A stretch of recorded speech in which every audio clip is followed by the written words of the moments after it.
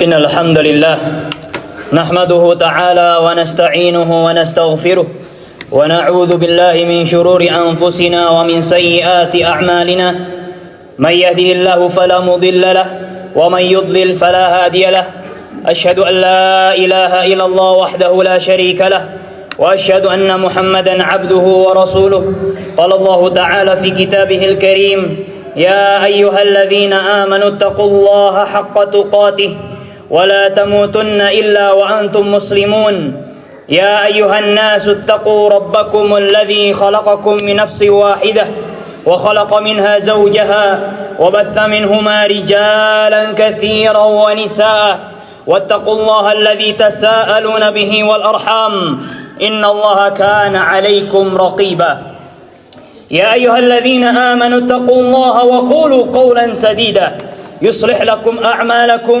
ويغفر لكم ذنوبكم ومن يطع الله ورسوله فقد فاز فوزا عظيما فإن أصدق الحديث كتاب الله وخير الهدي هدي محمد صلى الله عليه وسلم وشر الأمور محدثاتها وكل محدثة بدعة وكل بدعة ضلالة وكل ضلالة في النار.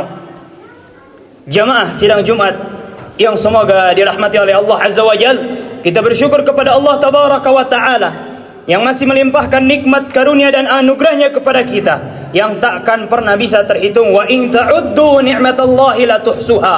Apabila kalian mencoba-coba untuk menghitung nikmat Allah Azza wa Jal, niscaya kalian tidak akan mampu untuk menghitungnya. Wa ma bikum min ni'matin faminallah. Tidak ada satupun nikmat kecuali itu datangnya dari Allah Azza wa Jal. Maka kita bersyukur dan memujinya. Salawat serta salam semoga terbingkai indah kepada Nabi kita Muhammad sallallahu alaihi wasallam, kepada para sahabatnya, kepada para tabi'in, atba' tabi'in, dan orang-orang yang mengikuti mereka dengan baik hingga hari kiamat kelak. Ayyuhal muslimuna rahimakumullah. Bulan Sya'ban termasuk bulan yang utama dan dimuliakan, sebagaimana telah dijelaskan oleh Nabi kita Muhammad sallallahu alaihi wasallam. Rasulullah sallallahu alaihi wasallam telah menjelaskan keutamaannya, amalan-amalan yang dilakukan serta ibadah dan ketaatan yang dapat mendekatkan diri kita kepada Allah Azza wa Jal tanpa ada yang terlewat sedikit pun. Maka mengikuti Nabi sallallahu alaihi wasallam dalam apa yang beliau anjurkan dan apa yang beliau lakukan pada bulan Sya'ban, itulah bentuk taufik dari Allah Azza wa Jal. Dianjurkan bagi kaum muslimin untuk memperbanyak puasa di bulan Sya'ban sebelum masuknya bulan Ramadan. Diriwayatkan oleh Imam Al-Bukhari dan Imam Muslim dari Aisyah radhiyallahu anha ummul mukminin, ia berkata, "Ma ra'aitu Rasulullah sallallahu alaihi wasallam istakmala siyama syahrin illa Ramadan wa ma ra'aituhu aktsara siyaman minhu fi Sya'ban." Aku tidak pernah melihat Rasulullah sallallahu alaihi wasallam menyempurnakan puasa satu bulan penuh kecuali Ramadan, dan aku tidak melihat beliau paling banyak berpuasa sebagaimana di bulan Sya'ban, yaitu sebelum Ramadan. Rasulullah sallallahu alaihi wasallam tidak berpuasa pada suatu bulan lebih banyak daripada puasa di bulan Sya'ban. Dan dalam Sahih Muslim pula ia berkata, "Kana yasumu Sya'bana illa qalila." Beliau Rasulullah sallallahu alaihi wasallam banyak berpuasa di bulan Sya'ban kecuali sedikit hari saja yang beliau tidak berpuasa padanya. Hadis ini menjelaskan kepada kita keutamaan memperbanyak puasa di bulan Sya'ban, dan diriwayatkan oleh Imam Muslim dari hadis Imran bin Husain radhiyallahu an bahwasanya Rasulullah sallallahu alaihi wasallam berkata kepadanya, "Ya fulan, asumta sirar hadha syahr?" Wahai fulan, apakah engkau telah berpuasa pada akhir bulan ini, yaitu bulan Sya'ban? Lalu fulan tersebut menjawab, "Tidak." Lalu Nabi sallallahu alaihi wasallam bersabda, "Idza aftarta fasum yaumain." Apabila engkau tidak berpuasa di awal bulan Sya'ban, maka berpuasalah walaupun hanya 2 hari. Mayoritas ahli bahasa mengatakan sirar syahr artinya akhir bulan Sya'ban. Maka Rasulullah sallallahu alaihi wasallam menganjurkan orang tersebut untuk berpuasa semampunya di akhir bulan Sya'ban jika ia tidak sempat berpuasa di awal atau pertengahannya. Ayuhal muslimuna rahimakumullah. Adapun hikmah mengapa Rasulullah sallallahu alaihi wasallam banyak menganjurkan dan memerintahkan untuk berpuasa di bulan Sya'ban adalah yang pertama.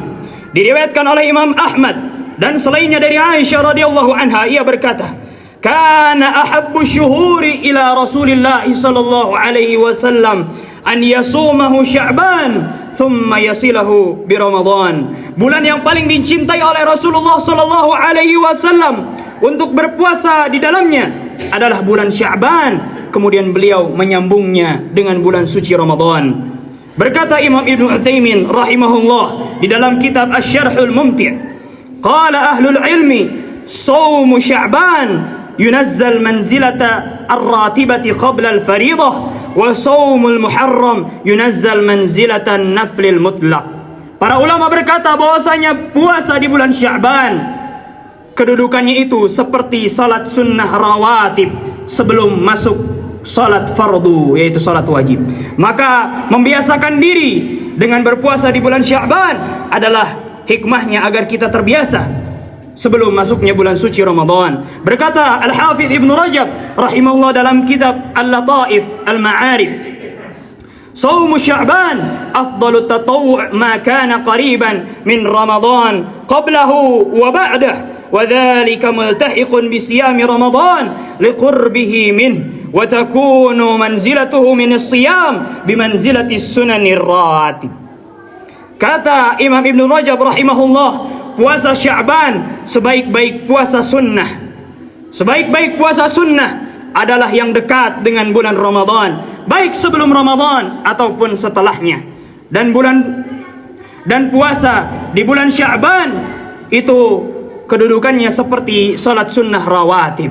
Maka kaum muslimin dianjurkan dan disunahkan dua perkara, yaitu berpuasa sebelum Ramadan dan berpuasa setelah Ramadan.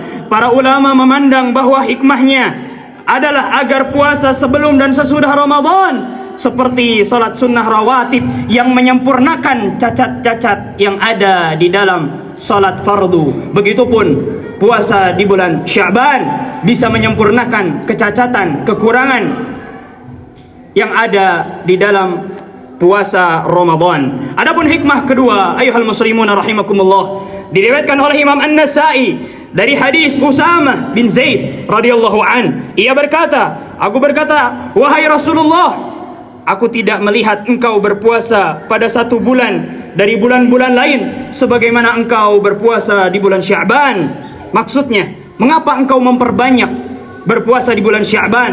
Lalu Rasulullah sallallahu alaihi wasallam bersabda, "Dzalika syahrun yaghfalun nas anhu baina Rajabin wa Ramadan." Bulan Sya'ban adalah bulan yang manusia banyak lalai di dalamnya. Bulan sebelum Ramadan adalah bulan yang banyak dilalaikan oleh kebanyakan manusia.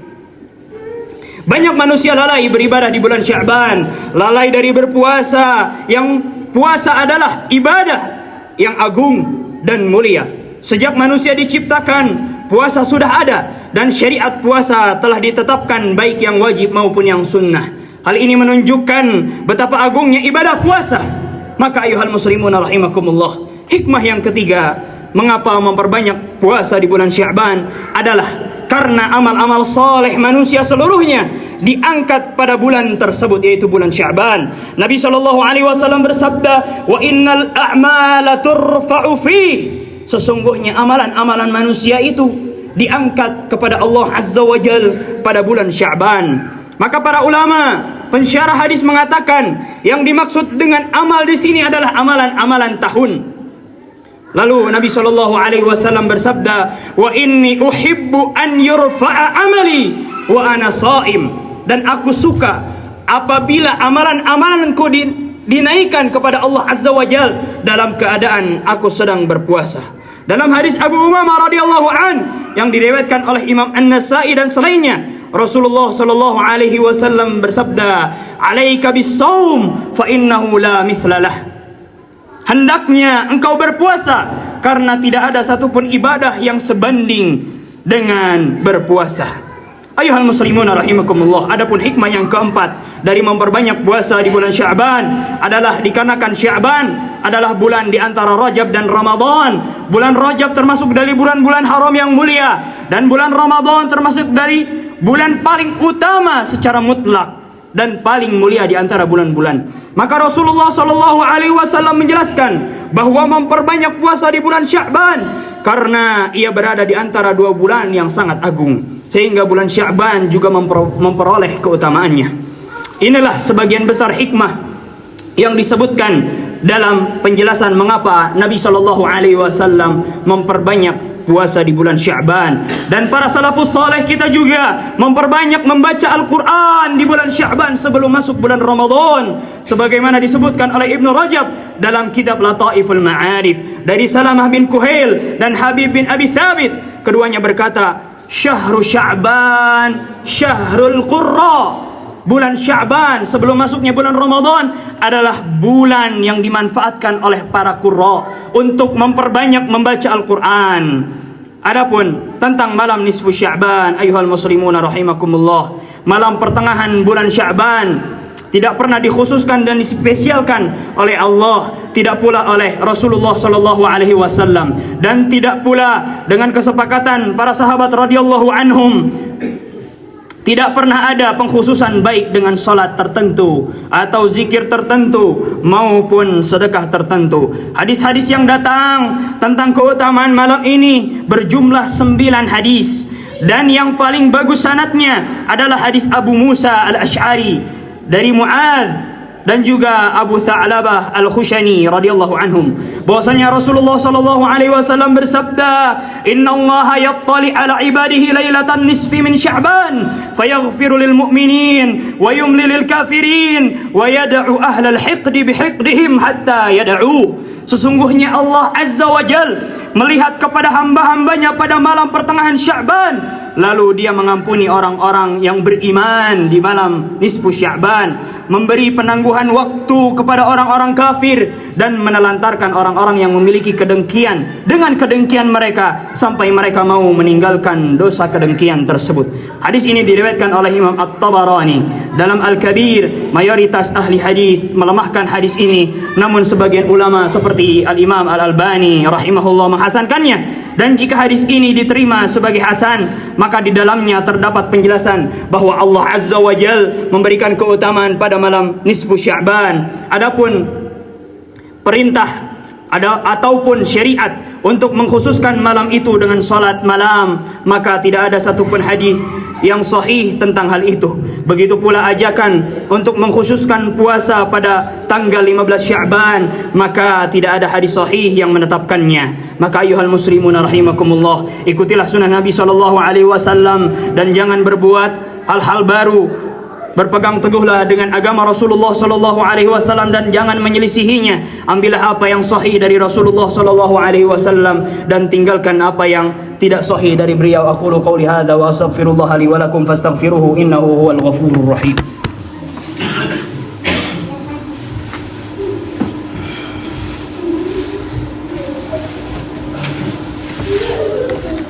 Alhamdulillahi rabbil alamin.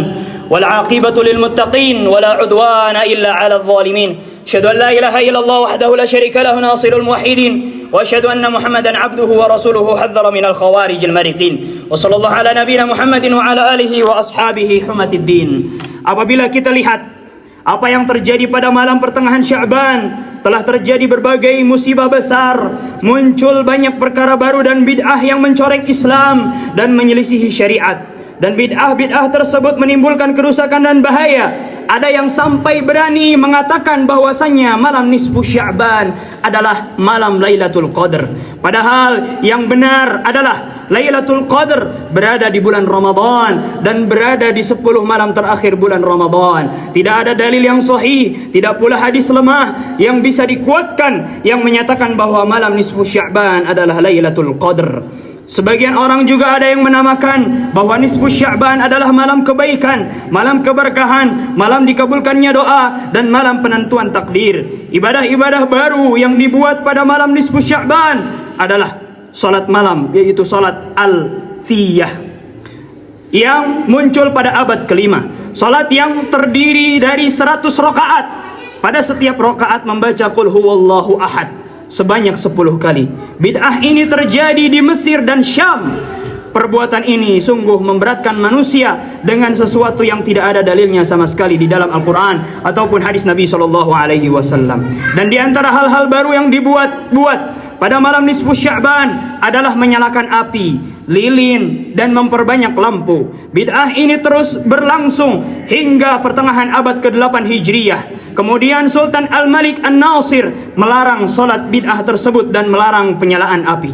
Karena menyalakan api tersebut merupakan ajakan kepada agama Majusi yang menyembah api. Selain itu, api dan lilin dinyalakan di jalan-jalan sehingga menimbulkan percampuran antara laki-laki dan perempuan. Dan di antara penyimpangan yang terjadi di malam nisfu Sya'ban adalah ucapan sebagian orang yang berkata, barang siapa yang meninggal pada malam nisfu Sya'ban maka tidak ada hisab baginya, tidak ada azab, tidak akan ditanya di dalam kuburnya.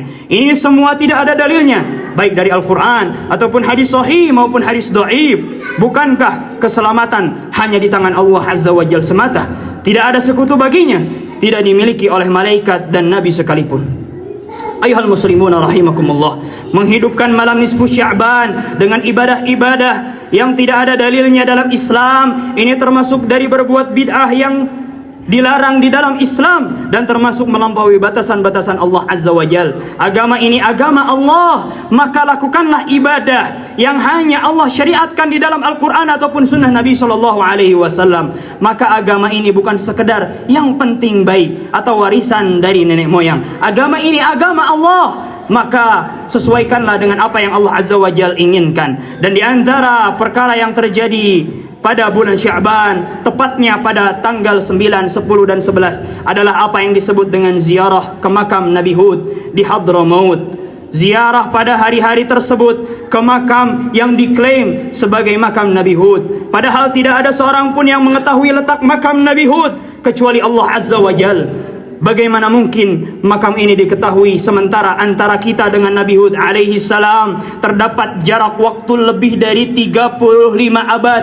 Selain itu, secara sejarah telah membuktikan bahwa makam yang diklaim ini baru diadakan pada abad ke-7 Hijriyah. Sebelumnya makam ini tidak pernah ada di tempat tersebut. Maka ini adalah ajakan kepada kesyirikan dan khurafat, cerita bohong mengenai makam tersebut. Sampai-sampai ada yang meyakini bahwa berziarah ke makam tersebut lebih mulia daripada berhaji, dan mereka membuat di samping makam tersebut sumur yang mirip dengan sumur Zam-Zam, dan mereka juga melakukan tawaf di sekitar makam tersebut. Ini semua adalah sebuah kesyirikan dan kedurhakaan terhadap agama Islam, karena Allah Azza wa Jalla tidak pernah mensyariatkannya baik di dalam Al-Quran maupun hadis sahih Nabi SAW. Maka ayuhal muslimun rahimakumullah, tidak boleh sama sekali mendatangi kuburan tersebut dengan cara yang dilarang di dalam Islam. Demikian pula tidak boleh mengunjungi kuburan apapun dengan tujuan ibadah dan bid'ah atau bahkan berdoa kepada penghuni kubur tersebut. Kami mengajak kaum muslimin rahimakumullah seluruhnya untuk semangat lagi di dalam belajar dan menuntut ilmu syar'i berdasarkan dalil dari Al-Quran ataupun hadis yang sahih dan sesuai dengan apa yang Allah dan Rasulnya inginkan. Mintalah dan berdoalah kepada Allah Azza wa Jal selalu agar Allah Azza wa Jal menganugerahkan kepada kita taufik dan hidayahnya untuk mau mengikuti dalil dari Al-Quran dan hadis Nabi SAW.